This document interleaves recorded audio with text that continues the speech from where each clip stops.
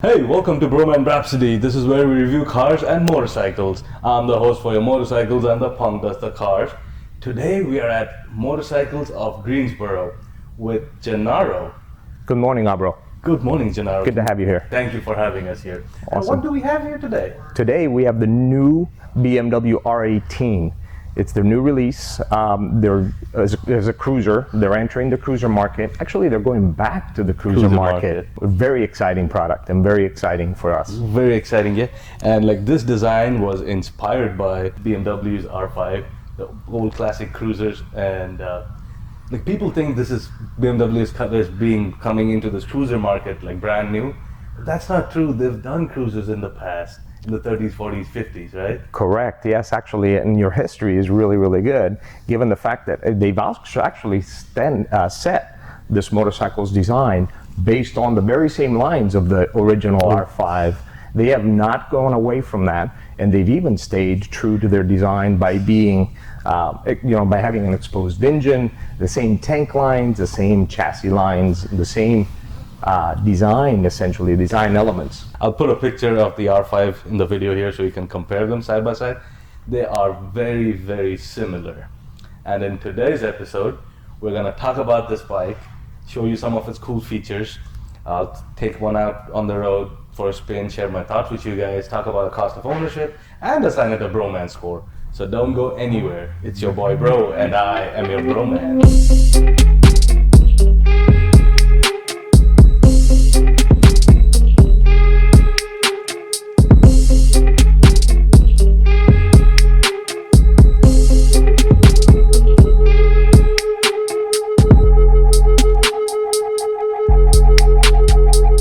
Again, it's basically BMW's return to their original design, appealing to the American market. The cruiser market is actually well, it's the biggest in America, but it's also growing in other parts of the world.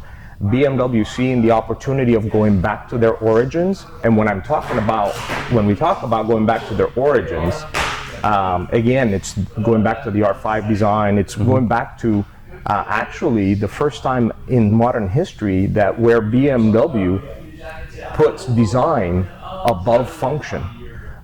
Most of the time in the BMW lineup, function takes precedence over design. This time it's the opposite. Because that's what the market demanded. That's what the customers are wanting. They want something that has cool design features. But that does not take away from the fact that this is still a BMW. Absolutely. So what we're looking at is a motorcycle that looks like the original motorcycle of the yesteryears, but it has all the creature comfort features that we're looking at and wanting today, such as cruise control, riding modes, anti-lock braking systems, traction control, fuel injection, obviously. And this one even has the cornering lights. This has the cornering LED lights that you get on the K1600s, the K1250, the 1250 RTs and things like that. So, correct. So you get all of the things that BMW is known for, and yet you have something that looks like a traditional cruiser, and in a sense is something that you just want to roll on, cruise on, and not be thinking about, let's do 0 to 60 in 2.6, 2.9 seconds. No, you just want to sit on it and relax and chill, like a proper cruiser, right? That's correct, bro. So BMW thought that what they really wanted to achieve was a motorcycle that with the design would appeal to your taste, but then would also be able to move your soul. It's a soulful motorcycle. It is not really intended for performance per BMW standards. It's really just a beautiful cruiser. Since you touched upon the performance aspect, this has an 1800cc engine. This has an 1800cc engine which puts out close to 90 horses and about 116, 120 foot-pound of torque. So although performance is not important, you get a lot of torque. And in cruisers, torque always trumps horsepower because you just need that up and go kind of thing. And most cruisers in this category are in that same range. So This is not going to be a slouch. This engine, this is the boxer engine. And this is not your regular V-twin. This is a twin, but it's a boxer. The difference between the twin and the boxer is twins are usually, the V-twins are a V, whereas Correct. this is a boxer, so it's They're on two sides. They're opposed. Yeah, well, the benefit, well, first and foremost, it's a design clue, obviously, that BMW has been holding on now ever since the beginning. But also the technical benefit of it is that both heads are exposed, allowing for even cooling of the engine, and also giving you maximum torque output, which is very essential for easy cruising and longevity as well, because everything is well balanced. And I'm assuming you can accessorize this motorcycle however you like it. Correct, yes. So the motorcycle is a reflection of your personality. There you go. So the key thing with the R18, well, the whole design element behind the R18 is accessorization and making it your personal motorcycle, your expression of your soul, right, of yourself. We're still waiting for a lot of accessories to come by. The motorcycle was designed and put out there in 2019. As we all know, the pandemic of COVID hit in 2020.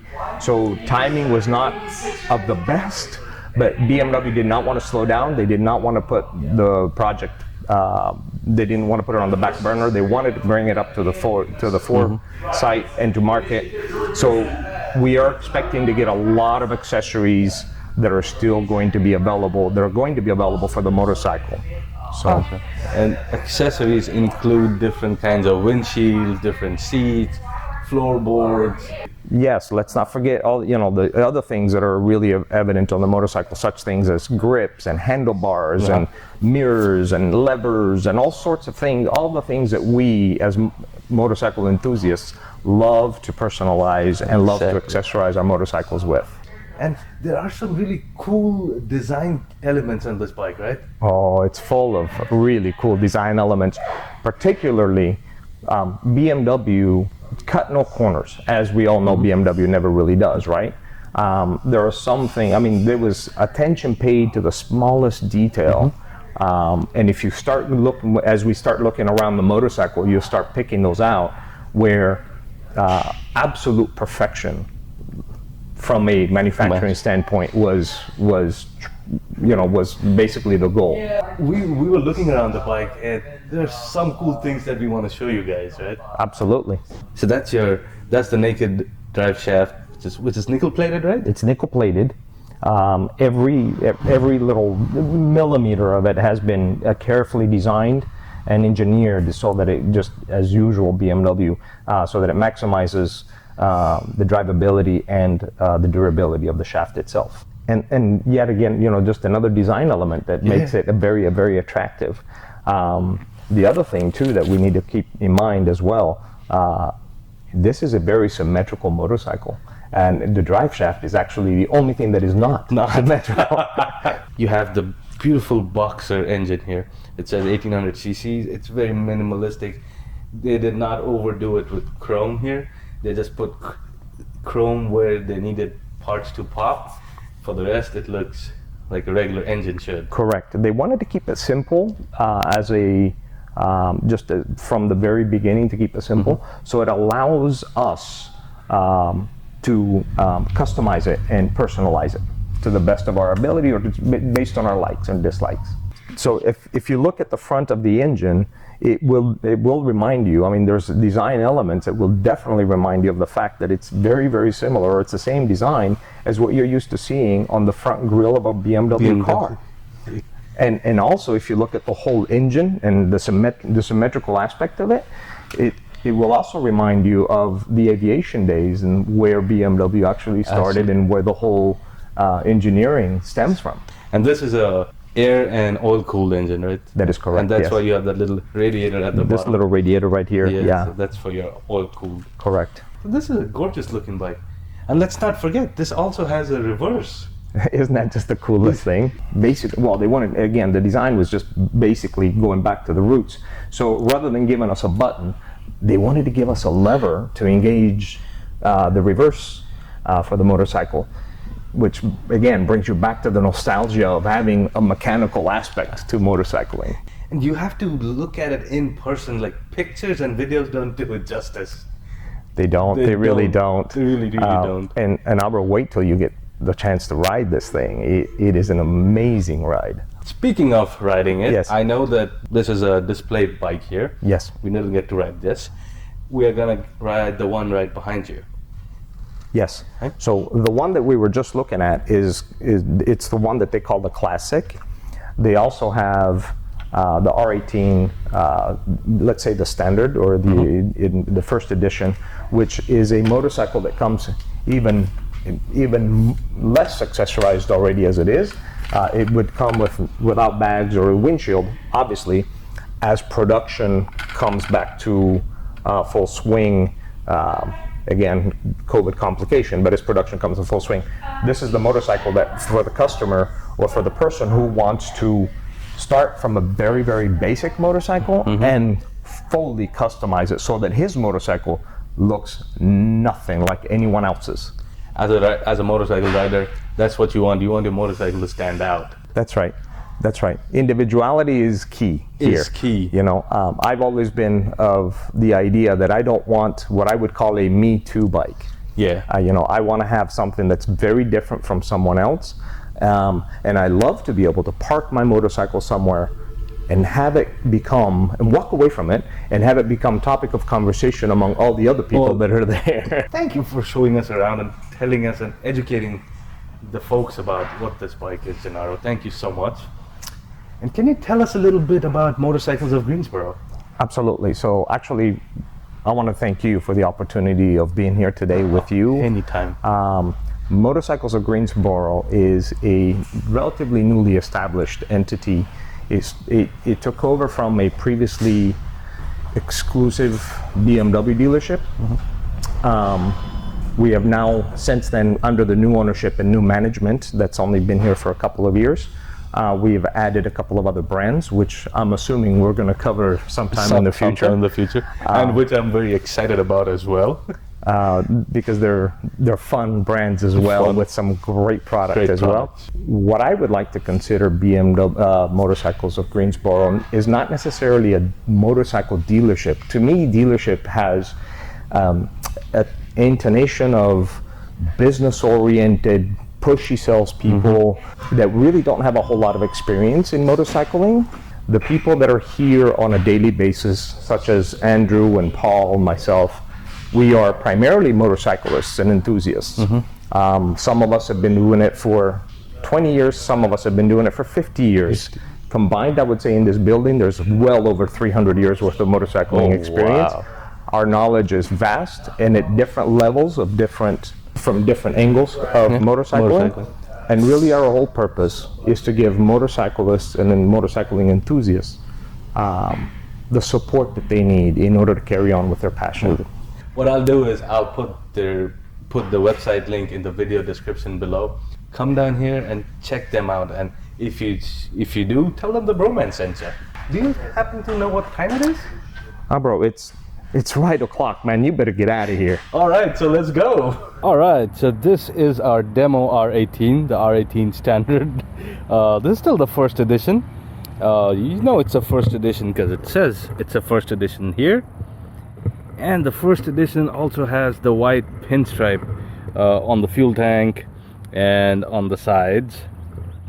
This does not have the saddlebags. This does not have the windshield, but those are all accessories that you could add later on. The braking power for the front is provided by two 300mm dual discs. What's the rake angle? Well, if you draw a perpendicular from the steering mount and then you follow the fork tube, that angle is the rake angle. And shorter the rake angle, the more nimble the bike is, and larger the rake angle, the more stable it is at highway speeds or higher speeds. This has a 32.7 degree rake angle.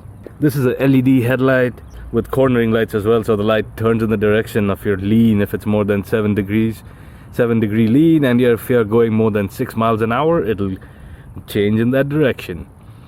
It has those turn signals mounted on the handlebars. That is cool. I love it. And check out these gorgeous fishtail pipes. It's got one on each side. It's a kind of like a throwback design, but it's cool. Check out the fishtail on either side, and then those are your turn signals and tail lights. They're integrated together. Gives it a very clean, neat look. This has that beautiful paint. This has that flaky finish, that little shine in it. I love the paint. You have a nice little handlebar here, minimalistic design.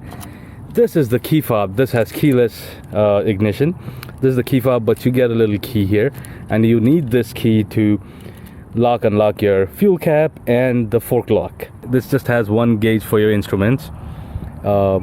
It has these round mirrors for the buttons on your left hand side. On the top you have a trigger for your passing lights or high beams. Your traction control, you can turn it on and off. Hazards, menu, you use this to scroll through the menus. You have the modes, the 3 riding modes, turn signals, and the horn. On the right hand side you have the heated grips, power button, and the kill switch with the start stop. As for the instrument gauge, it's very simple. You just have an analog speedometer. It says BMW there and Berlin built down here. Cool. And then you have this little screen here, and that's where you see the menu options. If you press the menu, you'll see that it toggles through a bunch of these items here. So that's your time, that's your digital tachometer, service interval, it'll tell you when a service is due, any warning, then you can enter the setup. That's your odometer, and you can also have a digital speedometer, your voltmeter, the day, the month and day, and your miles per gallon. That's pretty cool. You get a lot of stuff in the little instrument gauge cluster there. And you gotta see this. The headlight looks so awesome. It has that little LED running light there. It looks so beautiful. Check that out. That looks like the BMW grille that you get on the cars. That's what we were talking about a while ago. Alright, to start the bike, make sure it's in neutral, pull in the clutch, press the power button, and then the kill switch. It gives you that little wobble and pulls you from one side to the other. Putting it in gear, it's so smooth. It's a shaft drive, it's so smooth. Well, let's start off with a couple of U-turns and see how this thing maneuvers.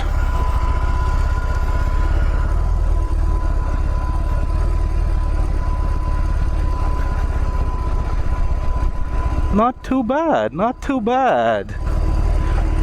Well, let's go do our second test, the pull test.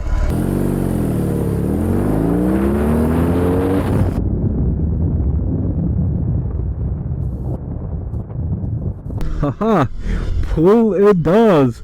You feel all of those 116 foot-pound of torque, the 90 horsepower. It really comes in, and this is a fun, powerful bike. This is good. It packs a punch. Now this bike has more to it. So when you're at low speeds or when you're stopped, it does feel heavy. It's 760 pounds after all. So this is 760 pounds in weight. It has a 68-inch wheelbase, a 33-degree rake angle, but when you're moving, it's actually pretty well balanced when you're moving. It's now you can't flick it around like you would do a sports bike, but it's quite good. Now we're in roll mode, which is standard mode, and in standard mode the throttle response is not as crazy as the rock mode or the sport mode. It's like you would expect in a standard cruiser. It's nice and chill, and you're just chugging along. Here I'm doing about 38 miles an hour in 4th gear and just chugging along. Nothing to worry about, nothing to obsess over. And the engine is so smooth. The gear changes are so smooth. The engine sounds so smooth. It's very different from a V-twin, a standard V-twin that you're used to, a V-twin cruiser that I'm used to, like my Indian Roadmaster. This is a lot smoother. The engine sound is a lot smoother. The exhaust is almost non-existent. There is no sound. So if I were to get one of these, the first thing I'd change would be the exhaust. This is smooth and too quiet in my opinion. The suspension, man, the suspension is awesome. We went over some train track, some tracks, and it felt nothing. It didn't feel bad at all. This has a very good suspension. So the engine is smooth, the transmission is smooth, the suspension is good. Those are great. And just look at this view. This is your classic cruiser look. You have the fuel tank, this with the shiny paint, the pinstripe, the handlebars, the chrome handlebars pulled towards you, the round mirrors.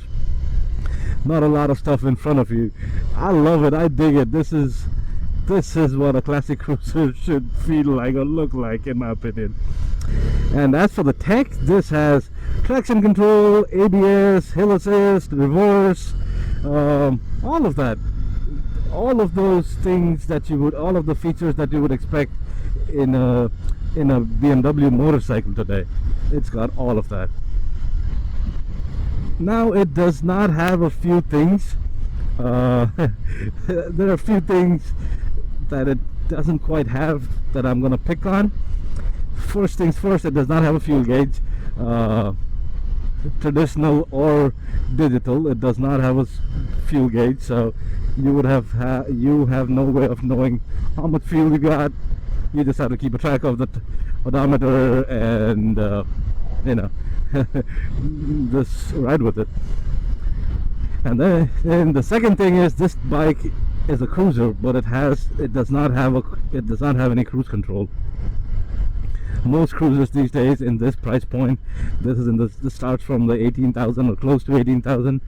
Most cruisers in this space offer cruise control. This does not. So those are the two big gripes. The third one is that the stock seat is not the best. In my opinion, the stock seat is not the best, but that's an easy fix. There are other seat options from BMW, and there are aftermarket seats that you could get. I know Mustang Saddle was said to be working on seats for the R18. The exhaust is a quick fix too. Vance and Hines are working to to design an exhaust for the R18. So those are easy fixes.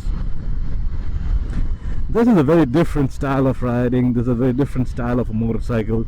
I am digging it. I am quite digging it. Now, is this something that you could use as a daily commuter? Yeah, you could. This is quite comfortable. This has got enough power, and if you keep it in roll mode, you can just chill along and chug along. See, I'm doing 50 and I'm in 4th gear. And if I roll on the gas, yeah, it goes. We're in the roll mode, so it's quite chill. It's not going to go crazy there. But yeah, if you wanted to use this as a daily commuter, you could. Now, if you are living in California or somewhere that allows lane splitting, I don't know if you'd be comfortable splitting lanes with the piston sticking out, the piston head sticking out like 1.5 feet on each side. But hey, you could try. Now, can you use this for touring? This is a cruiser. Yes, you can. I love the riding feel of this bike. See, when it's moving, it's quite manageable, and it handles really well once it starts moving. When you're stopped, no, not so much. Now, the suspension is really good. You don't feel most of these bumps on the road. It's got a lot of power, decent amount of power, and I'm sure there are ways of getting more out of it in the aftermarket space. And once you change the seats for yourself and the pillion, it should be good. You can also add saddlebags, a sissy bar, and so this can complete that touring look. Even you can get the windshield that this does not come stock with.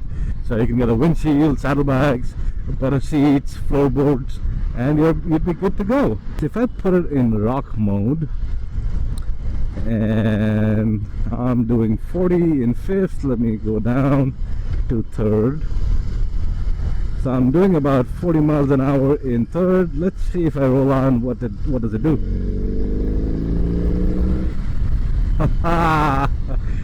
Yup, in rock mode, it wants to rock. Yeah!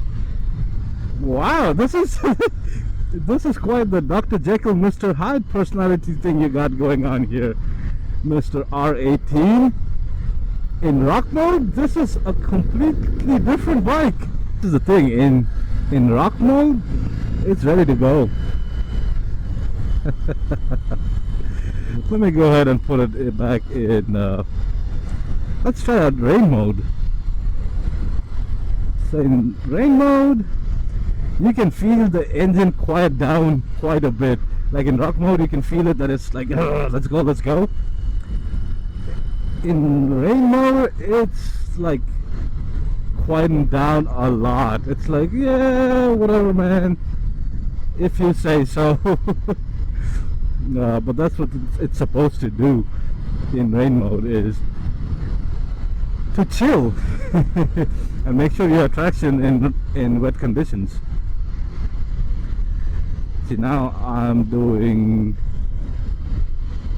45 in 4th gear, rain mode, gas.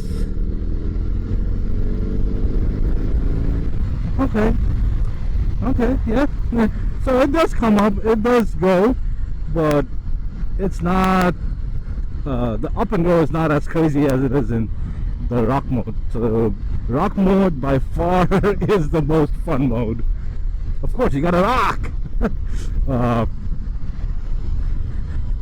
So is this a good bike for beginners? Nope. The reasons why it's not a good bike for beginners, well, let's start off with the price. It costs about $18,000, and that's the base price. And as you add more stuff to it, it'll just keep going up. So no, so it's an expensive bike. It's a heavy bike. It weighs 760 pounds. That's almost 800 pounds. It's a heavy bike. Yeah, it has a very low seat height. It has a 27.4 inch seat height, but it's a heavy bike. And it has a 68 inch wheelbase. So low, heavy, and long, and expensive. And oh, by the way, it has an 1800cc engine, which puts out 116 foot-pound torque and 90 odd horses. Combine all of those together, this is not a good beginner bike. Even with these different riding modes and stuff, it's not at all a good beginner bike. If you're coming from a V twin cruiser, a Harley, a Indian, Yamaha, whatever, this is gonna feel a lot different. The Boxer engine feels a lot different. It's a different experience. So when you ride it for the first time, you may not like the engine sound or the engine characteristics of this bike, but ride it for a little longer than your usual test ride. Like, get to know this engine and the characteristic of this engine. This is a very good bike. The engine is very solid, and once you start playing with it and getting to know the characteristic and how it responds and stuff, this is a very, very good bike, in my opinion. A huge shout out to our friends at Motorcycles of Greensboro. Come check them out. I'll put their website in the video description below. Come check out the R18, and if you come here, tell them the Bhromance sent you. I'm gonna keep riding this bike, so why don't y'all head back to the punk and wrap up this video. If you like what we do here at Bhroman, give us a like and don't forget to subscribe and click the bell icon. So let's talk about the cost of ownership for the 2020 BMW R18. So the R18 requires a braking service at 600 miles. That should cost you about $450. And it requires a service every 6,000 miles. And the average cost for that is about $400 at your authorized BMW dealer. As for the tires on this bike, it's a brand new bike, and you should expect to get anywhere between 5,000 to 10,000 miles out of these tires. I know the K1600s are on the lower end. They'll get about 36 to 4,000 or maybe 5,000 miles out of the tires. But this is a cruiser with a little bit of a different dynamic. So I'm hoping that you can get closer to 10,000. A lot of it would depend upon your riding style as well. Now, set of these tires front and back should run you about $650. That includes installation. So over a 2-year period, assuming you ride 5,000 miles a year, you would need the 2 services and a set of new tires, which gives you a total of $1,500.